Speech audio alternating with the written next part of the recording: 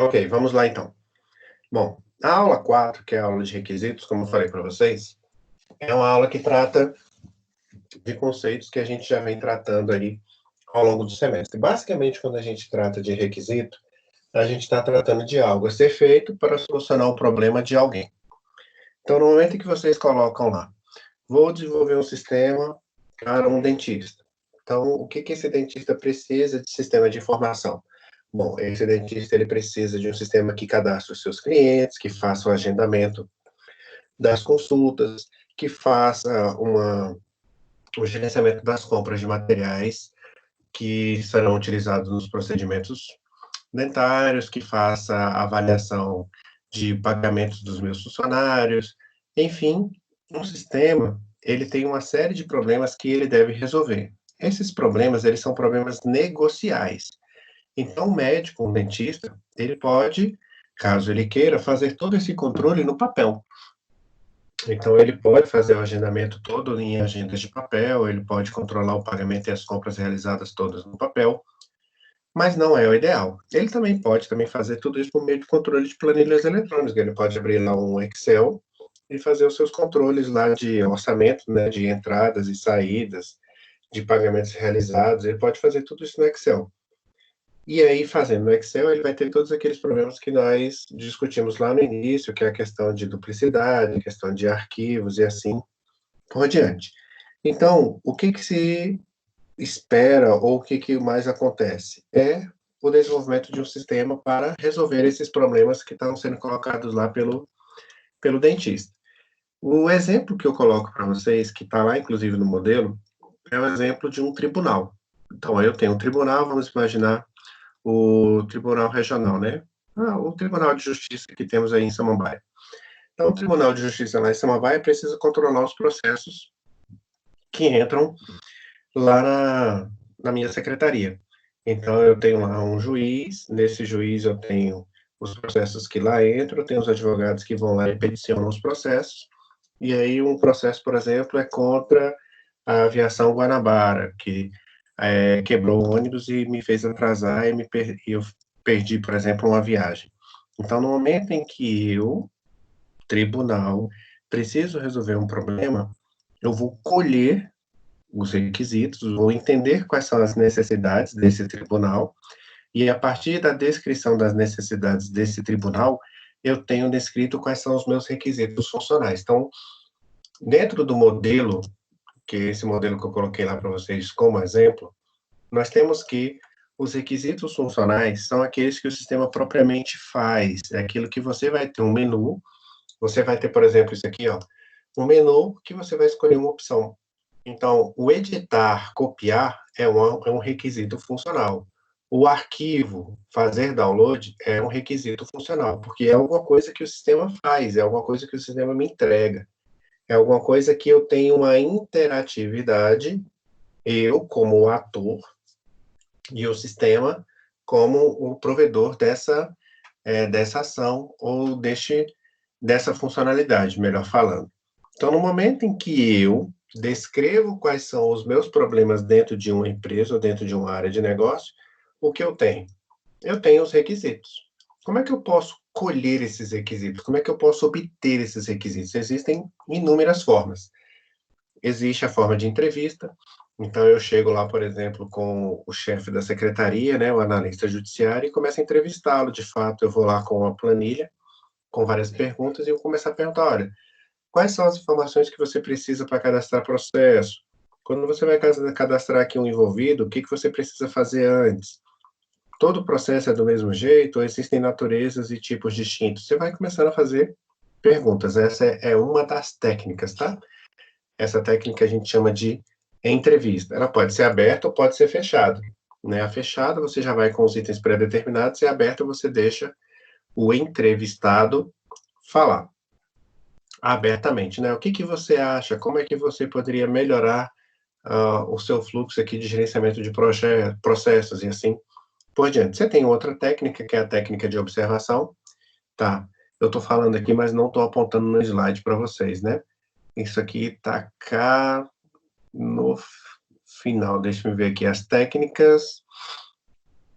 Como eu falei para vocês, nós já trabalhamos inúmeros pontos desses slides aqui. No momento que vocês forem passando aqui, vocês vão ver cada um deles, tá?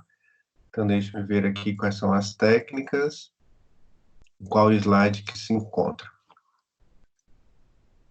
Só para que vocês tenham aí uma referência. Perfeito. Tá aqui no slide 52, tá? Então, na aula 4, no slide 52, nós temos aí, voltando aqui, deixa eu maximizar aqui um pouquinho para ficar mais fácil para vocês. Lembrando que vocês aí do lado de vocês, vocês podem dar zoom na tela que eu estou compartilhando, tá? Então, vocês mesmos podem aplicar o zoom aí, caso não estejam enxergando muito bem. Então, outra técnica é uma observação. Como é que essa técnica de observação, também conhecida como etnografia? Você entra, neste exemplo, no tribunal,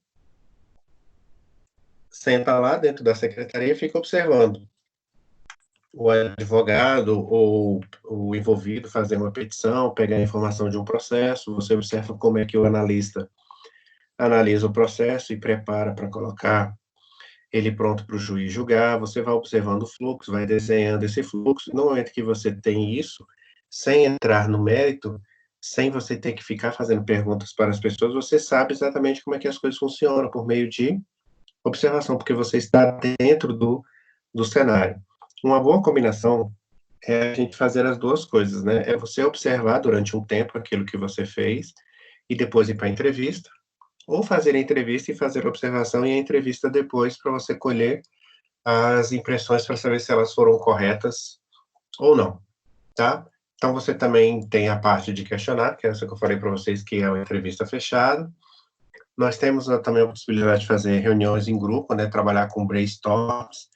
Não é uma situação muito fácil de se lidar, porque na hora que a gente reúne várias pessoas, fica parecendo uma reunião de condomínio. Não sei se já participaram de reunião de condomínio, mas acho que é no programa, acho que é no Zorra Total e algum desses aí de comédia, a gente vê bem como é que é uma reunião de condomínio, né? É sempre um problema, é sempre um bate-boca, então recolher requisitos de várias pessoas ao mesmo tempo é um problema mais complicado de se gerenciar. Existem técnicas que permitem a gente fazer isso, uma delas se chama Canvas, tá? Deixa eu anotar aqui para vocês, depois se vocês tiverem curiosidade, vocês podem pesquisar sobre, tá?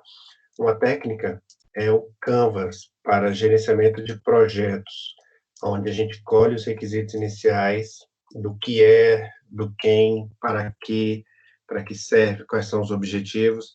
Você tem lá 7 perguntas a serem respondidas e você desenha, literalmente desenha essas respostas de maneira com que você consiga obter o cenário ou o escopo do projeto, tá? E nada mais, nada menos, o capítulo do projeto interdisciplinar chama-se Escopo do Projeto, que é o nosso backlog, né? Então, no momento em que você faz isso aqui, ó, o que você está discutindo é qual é o escopo do meu projeto, qual é o tamanho do meu projeto, qual é ou quais são as funcionalidades que eu quero que o meu projeto me entregue. Não, Daniel, o Trello, na verdade, é um Kanban. Eles são complementares, tá? O Trello, você vai fazer a inserção, né, no caso de funcionalidades, dentro do seu to-do. Mas para você saber para quem são aquelas funcionalidades, para como é que ela serve, aí você tem o Canvas, tá? Se você procurar Canvas PMBOK, se você procurar assim no Google, lá no YouTube, você vai encontrar já algumas formas. Tem umas aulas pequenininhas lá de 8 minutos, 12 minutos, que explica bem isso aqui. É uma técnica bem interessante, principalmente quando a gente a utiliza, como estamos fazendo aqui, né, por ondas sucessivas, tá? Então, se vocês procurarem esses 4 termos aí, né, o Canvas no PMBOK para desenvolvimento de escopo de projeto mais ondas sucessivas, vocês vão chegar nisso aqui, no backlog do projeto. Então, como é que funciona? Eu desenho aquilo que eu quero, para quem eu quero, como é que funciona. Depois que eu tenho isso aqui pronto, ó, depois que eu tenho esses requisitos aqui pronto, o que que eu faço? Eu vou para o Kanban. Aí entra aqui, Daniel, ó, a figura do desenvolvimento da funcionalidade 1, desenvolvimento da funcionalidade 2. Então, aqui entra o gerenciamento para que eu consiga entregar aquilo que eu desenhei lá atrás. Então, o Kanban, ele serve para gerenciar as minhas entregas, a minha execução, as responsabilidades, né? Quem está fazendo, como está fazendo, em que momento ele se encontra no meu fluxo de desenvolvimento. Enquanto o Canvas, deixa eu ver se eu encontro aqui uma figura, o Canvas é simplesmente para você desenhar. Canvas é tela, tá? É como se você tem Canvas para gerenciamento de projeto, Canvas para gerenciamento de negócios, tem Canvas do Sebrae, Canvas para pequenas e médias empresas, enfim, a palavra Canvas somente, Canvas não vai trazer o resultado que a gente quer, tá? Então, ó, Canvas é isso aqui, ó. É o que, para quem, qual é a justificativa. Lá no CNJ, a gente tem exatamente isso aqui no Flipboard, né?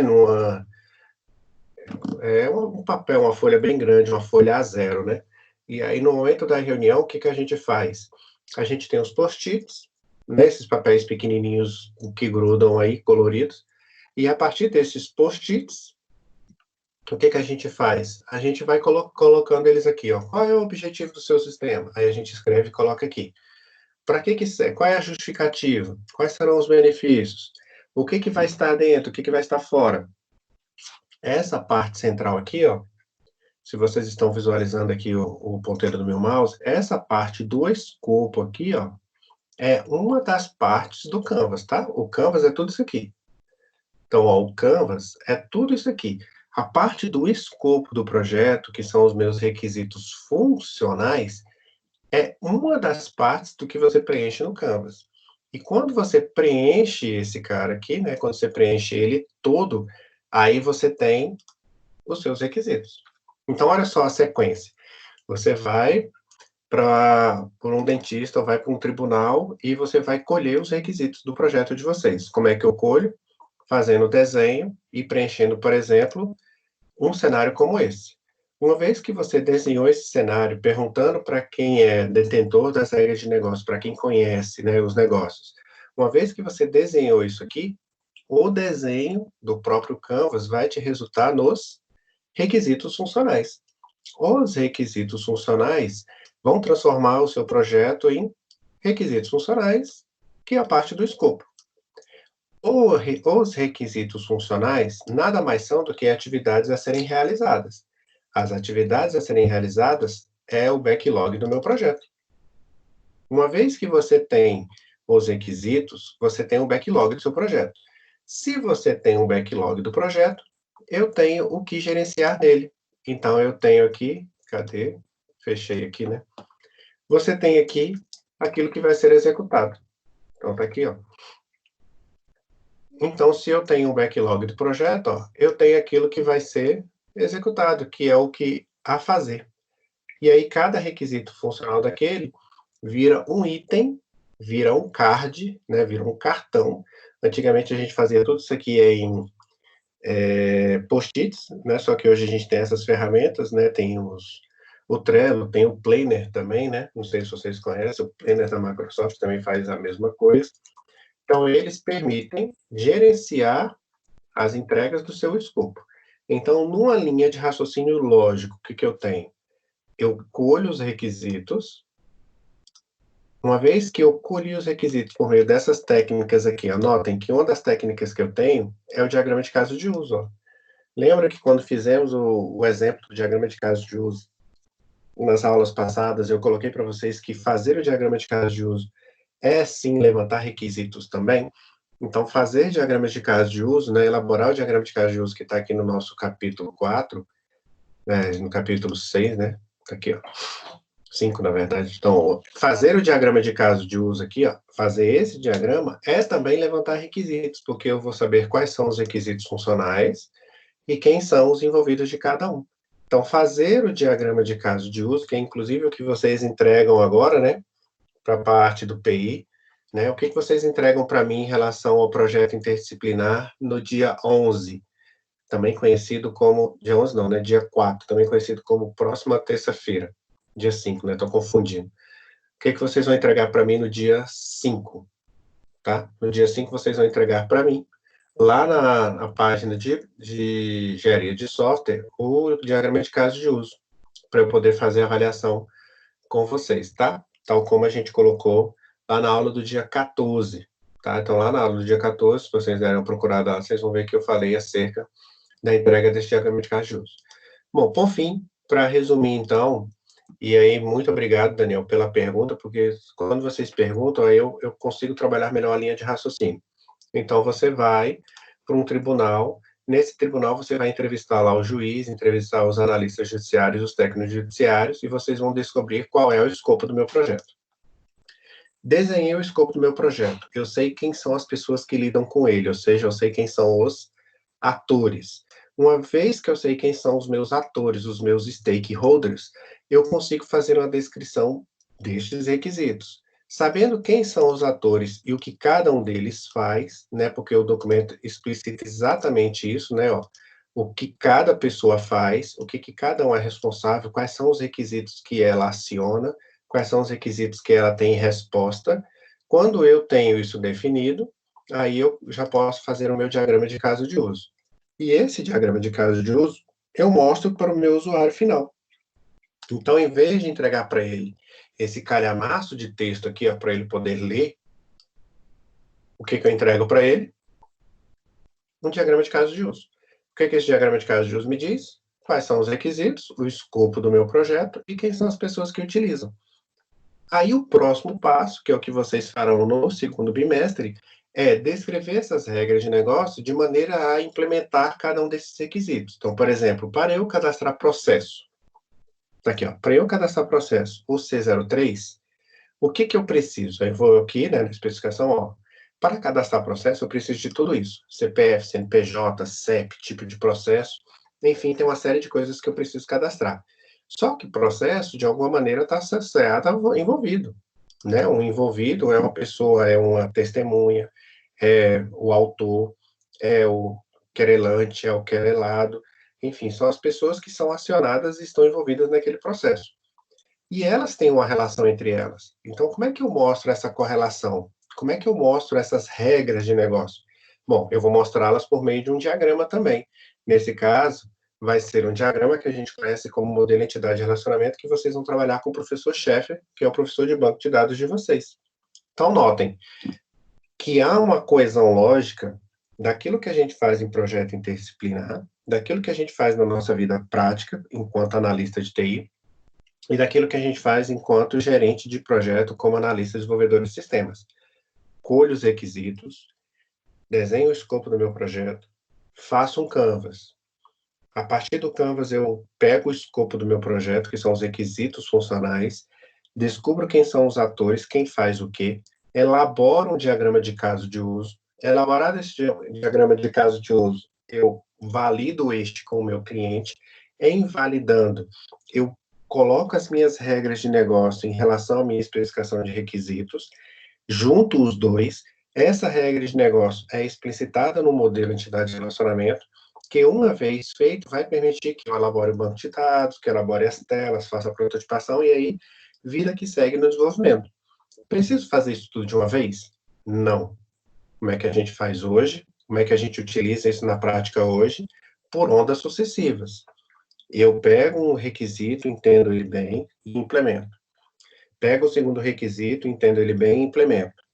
No momento que eu implemento o segundo requisito, vou voltar lá, no momento que eu implemento o segundo requisito, eu descobri que o primeiro requisito ainda estava incompleto, que eu preciso de outras coisas. Aí eu vou e melhoro o requisito 1. Parto para o requisito 3. Ao fazer o requisito 3, eu implemento uma melhoria no requisito 2. Faço a mudança no requisito 1, ou seja, eu não termino tudo de uma vez. Eu vou fazendo melhorias e entregas evolutivas. E como é que a gente faz isso? A gente faz isso por meio de uma análise de espiral, por meio de uma engenharia de requisitos, que é essa daqui, ó, que se assemelha muito com aquilo que a gente viu de espiral em termos de metodologia de desenvolvimento. Então, existe uma metodologia de desenvolvimento que estudamos bastante, que é a metodologia espiral, que tratava também em 4 fases, aqui no caso do parte de requisitos são 3, mas tinha o quê de evolução, né? Porque a cada vez que você sai do centro aqui e vai girando essas fases, você vai melhorando, o seu entendimento vai fazendo com que o seu desenvolvimento fique melhor. Então, notem, quais são as necessidades que eu tenho em uma clínica dentária ou em um tribunal? Então, a especificação dos requisitos de negócio. É possível implementar esses requisitos da forma que foram colocados? Bom, é possível. Então, quais são os requisitos que eu tenho de usuários? Quais são esses requisitos aqui que eu preciso obter? Uma vez que eu obtive esses requisitos, eu faço a sua especificação, eu descrevo como será a sua especificação, entrego uma versão prototipada para o meu cliente avaliar, ele avaliando, eu faço a especificação em termos de banco de dados, servidor de aplicação, arquitetura, linguagem de programação e assim por diante. E isso aqui, uma vez sendo feito, os meus requisitos estão prontos, basta eu validá-los. Então, notem, quando nós fazemos essa evolução em termos de uma espiral, o que, que a gente tem? Exatamente o Canvas. Quais são os requisitos de negócio que eu tenho? Desses requisitos de negócio, é possível fazer? É. Quais são os requisitos de usuário, ou seja, qual é o meu escopo? Tenho isso? É possível fazer? Então, vamos especificá-los. Especifiquei exatamente como é que eu vou fazê-lo. Como é que eu especifico? Aqui no capítulo 4, tem a especificação de cada um deles. Então, eu especifico esses requisitos. E especifiquei os requisitos. Faço um protótipo. Como é que eu faço esse protótipo? Eu desenho como é que serão as minhas telas. Então, eu venho aqui e desenho como serão as minhas telas. Cadê?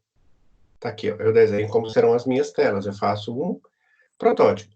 Validei esse protótipo, é da forma que está sendo colocada, é do jeito que eu queria? Joia, eu vou para a implementação. Então, notem, a coesão lógica que está na teoria é aquilo que a gente aplica na prática. A forma, o material é quem mudou. Se a gente fizer uma analogia com a construção civil, antigamente como é que se fazia? O pessoal ia lá, fazia a fundação e colocava tijolo de concreto, né, tijolo de cimento, levantava a parede, fazia reboco, colocava tudo de cimento, tudo de ferro. Pronto. A casa era feita assim. Depois foi evoluindo para o tijolo de barro, depois para um drywall, paredes de gesso. Enfim, fazer a casa, o modo de fazer a casa, os princípios básicos continuam os mesmos. Fazer a planta, fazer a fundação, levantar a parede, colocar teto, pintar, fazer o acabamento e entrar para dentro. O material, a forma que isso é feito, é quem mudou. Desenvolver software continua basicamente do mesmo jeito. Quais são os problemas a serem resolvidos? Quais são os requisitos que resolvem estes problemas? Como é que deve ser a arquitetura desse projeto em termos de banco, em termos de linguagem de programação? Implemento isso e entrego para o meu cliente, tá? Então, fazendo isso, usando o Ruby, o Cascata, a Scrum, o XP, qualquer metodologia que você pegue, você sempre vai ter esses 4 pilares aí, né? De saber qual é o problema, entregar e fazer uma análise em relação a eles, elaborar uma arquitetura e a sua implementação, e depois vem a manutenção junto com essa implementação. Bacana? Então, os requisitos, eles se dão assim. A visualização que eu tenho em termos de evolução é assim. E em termos de execução de atividades, o que nós temos é isso. Nós temos, primeiramente, uma análise em relação àquilo que a gente vai fazer, que a gente chama de estudo de viabilidade. Então, quando eu vou desenvolver um projeto, o que eu analiso? É possível ou não fazer esse projeto? Bom, é possível.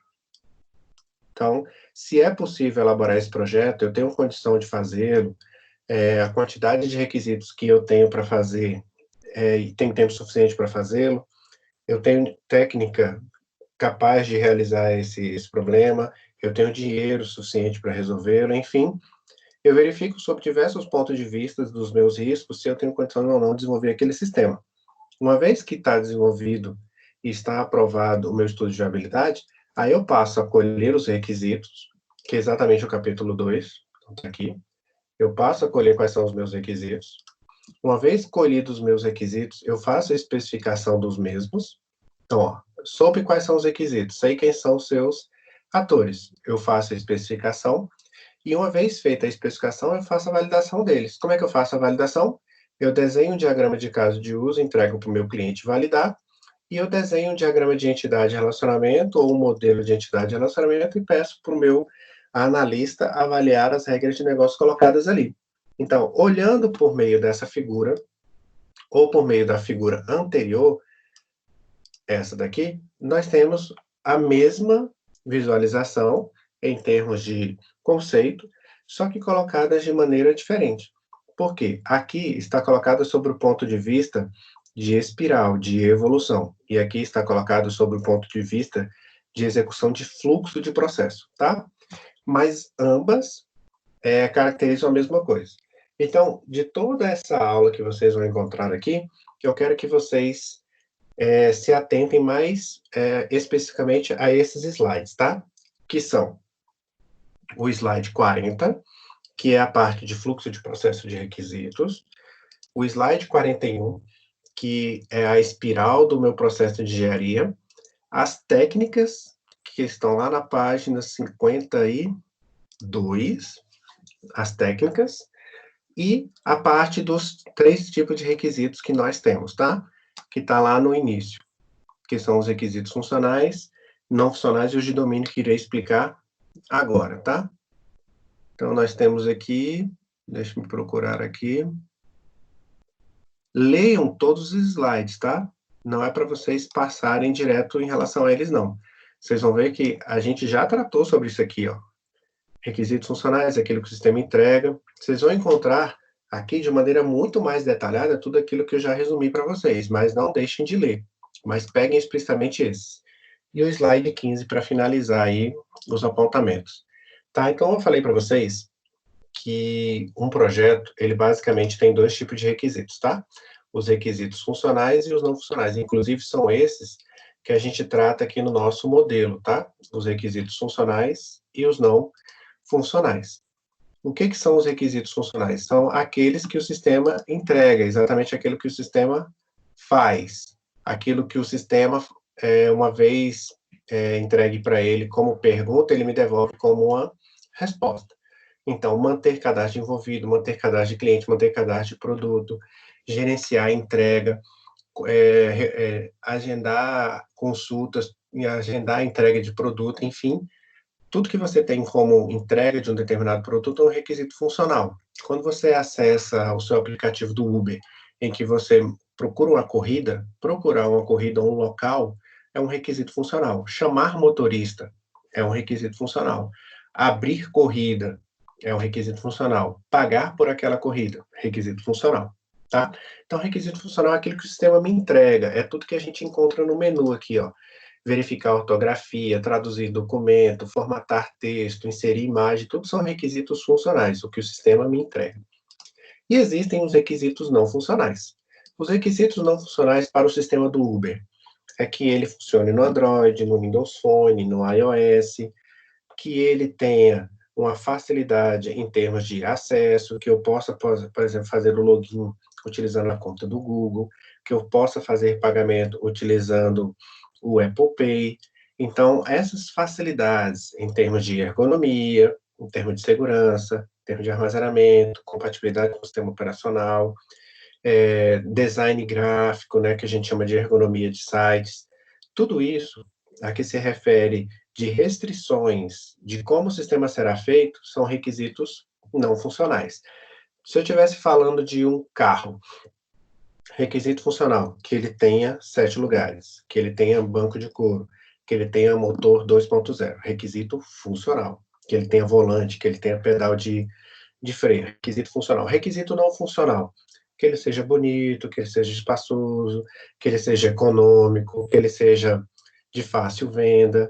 Então, no momento em que ele seja esportivo, então, quando eu trato de requisitos não funcionais, eu estou lidando mais de como aquele sistema é em relação à sua visualização, em relação à sua instalação, como é que ele será colocado, tá? Existem inúmeros requisitos funcionais. Inclusive, aqui nos slides, eu coloco os exemplos dele numa forma de camadas aqui, ó. Tudo isso aqui são exemplos de requisitos não funcionais.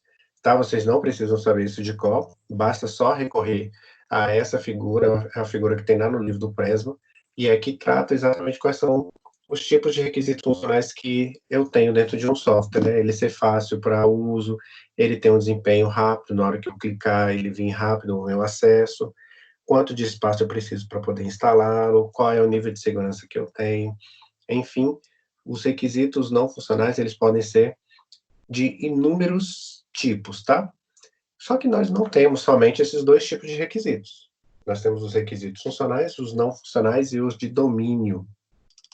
Então, neste exemplo que eu coloquei para vocês, do processo lá no tribunal, existe para padronização de processos no país inteiro, quer seja você esteja no tribunal de justiça, quer seja você esteja no tribunal regional, no STF ou no STJ, existe um padrão de projeto, de processo, desculpa. Então, todo processo ele tem que ter lá um número sequencial, ele tem que discorrer qual é o ano daquele processo, e ele também tem que ter alguns padrões relativos à sua numeração. Como eu tenho uma regra que rege a numeração do meu processo, isso não é uma regra minha, não é uma regra do Tribunal de Samambaia, não é uma regra do Tribunal de Santa Maria, é uma regra nacional. Então, na hora que eu vou desenvolver um sistema que lide com a criação de número de processos, esse número de processo, ele tem um requisito de domínio, que é um requisito que vem de fora para dentro em relação ao normativo. No momento em que eu vou sortear um processo para os juízes, eu não posso sorteá-lo e dizer assim, olha, todo processo que chegue de determinada pessoa eu vou levar para tal juiz. Não funciona assim, né? Existem algumas regras, vocês já devem ter visto aí nos noticiários, que o processo para avaliar determinada situação ficou a cargo do juiz tal. O processo que ficou para avaliar a liminar de segurança ficou com o juiz tal. Isso é uma regra de domínio, né? Esse sorteio, ele é feito seguindo algumas regras de domínio que são estipuladas pelo STF, pelo STJ. Tá, um outro exemplo. Eu quero fazer a compra de determinado material. Então, eu vou chegar, por exemplo, numa papelaria online e quero comprar um determinado material. Quero comprar lá uma resma de folha e um caderno. No momento em que eu for fazer o pagamento desses dois produtos online via cartão de crédito, o Sistema Financeiro Nacional exige que eu passe junto com esse número de cartão de crédito o nome do cliente e a validade do meu cartão e os dígitos verificadores. Então, isso é uma imposição colocada não pela livraria, não pela biblioteca, não pelo supermercado, não pela loja online, mas é uma restrição de domínio do Sistema Financeiro Nacional. Toda vez que eu fizer uma venda dessa, eu vou registrar lá na Secretaria de Fazenda. Então, existe um requisito de domínio que é, fez a venda, contabilizou aquela venda, você registra aquilo para a Secretaria de Fazenda como algo que você vendeu, algo que você aferiu lucro, tá? Então, requisitos de domínio se aferem a isso, né? Requisitos que estão fora, entre aspas, da sua alçada em relação à sua decisão, mas que devem estar dentro do seu escopo do projeto, porque são requeridos pelos normativos e pelas leis. Bacana? Em relação ao requisito, era tudo isso que eu queria colocar para vocês. Atentem-se a esses slides que eu apontei aí para vocês, em relação às técnicas, em relação aos tipos de domínio, em relação à espiral e ao fluxo de processo. Vocês sabendo isso aí, em relação ao requisito, vocês estão bem alicerçados. Quaisquer outros detalhes técnicos vocês vão encontrar também nos slides. Mas em termos práticos, o que a gente utiliza é isso aí. E os demais, vocês já viram comigo na parte de metodologias clássicas e métodos ágeis, tá? Quer seja os requisitos de usuário, requisitos de sistemas, tipo de requisitos e assim por diante. Bacana?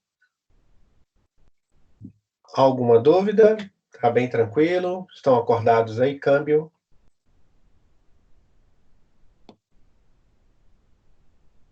Tá aí, joia. Então, olha só, agora são 10 horas, então, tal como eu havia previsto para vocês, né? Essa aula era muito rápida, ela é bem tranquila. Essa parte de requisitos, ela não cai na atividade de hoje. Agora eu vou liberar aí uns 15 minutos, né? Para que vocês teçam as perguntas e as dúvidas de vocês.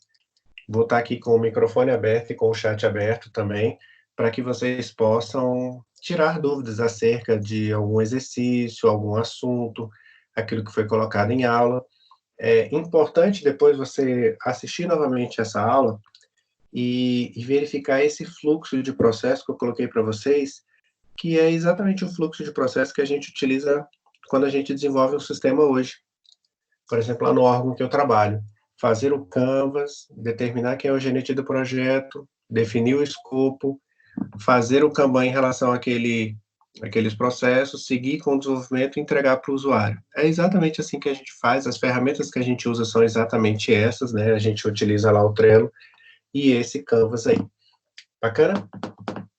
Então, estou aqui, sou todo ouvidos. Fiquem à vontade para tecer as suas dúvidas, para tecer as suas perguntas, questionamentos.